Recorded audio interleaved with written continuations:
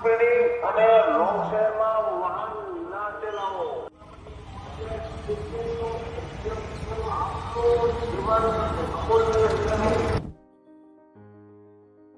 અકસ્માત અને ટ્રાફિક એ તમામ શહેરોની સળગતી સમસ્યા છે, જેને નિવારવી ખૂબ જરૂરી છે. ત્યારે જામનગર પોલીસ દ્વારા પ્રથમ વખત અનોખો પ્રયાસ કરવામાં આવ્યો છે. હવે હેલ્મેટ અને ટ્રાફિક નિયમની જાગૃતિ માટે પબ્લિક એડ્રેસ સિસ્ટમ અપનાવવામાં આવી છે. એટલે કે ચૂંટણીમાં જે રીતે પ્રચાર અને પ્રસાર કરવામાં આવે છે તે રીતે રિક્ષામાં બેનર અને લાઉડ સ્પીકર થકી જાગૃતિનો સંદેશ ફેલાવવામાં આવશે.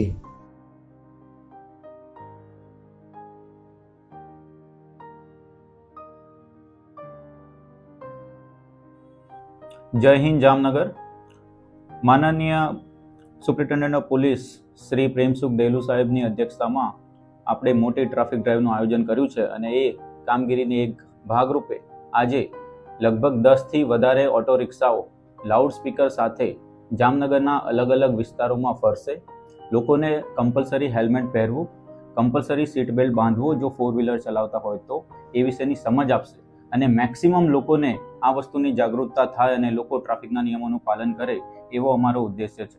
અને અમે આશા રાખીએ છીએ કે લોકો પણ આ અમારા ઉદ્દેશ્યમાં અમારો સહકાર આપશે, અમારો સહયોગ આપશે.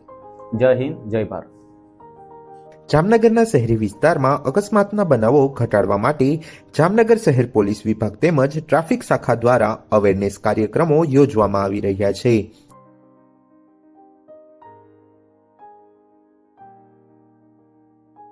વધુમાં વધુ ટ્રાફિકના નિયમો અંગે જાગૃતિ આવે અને લોકો હેલ્મેટ, સીટ બેલ્ટનો અવશ્ય ઉપયોગ કરે તે હેતુથી શહેર વિસ્તારના જાહેર માર્ગો પર પોસ્ટર બેનર સાથે 10થી વધુ ઓટો રિક્ષામાં લગાવવામાં આવ્યા હતા.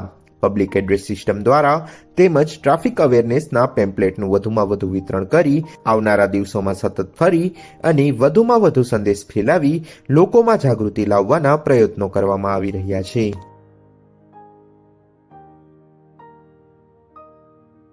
હેલ્મેટ એ વીરોનું સુરક્ષા કવચ છે તેવા જુદા જુદા સૂત્રો સાથે ઓટો રિક્ષાઓ જામનગર શહેરમાં જુદા જુદા માર્ગો પર આજથી દોડતી થઈ છે. સામાન્ય રીતે ચૂંટણી દરમિયાન પ્રચાર અને પ્રસારમાં આ રીતનો ઉપયોગ કરવામાં આવતો હોય છે. પરંતુ હવે લોકોને ટ્રાફિક મામલે જાગૃત કરવા માટે પણ પોલીસ તંત્ર દ્વારા આ પ્રકારના અભિયાન હાથ ધરવામાં આવ્યા છે. ઓવર સ્પીડિંગ અને લોંગ શહેરમાં વાહન ના ચલાવો.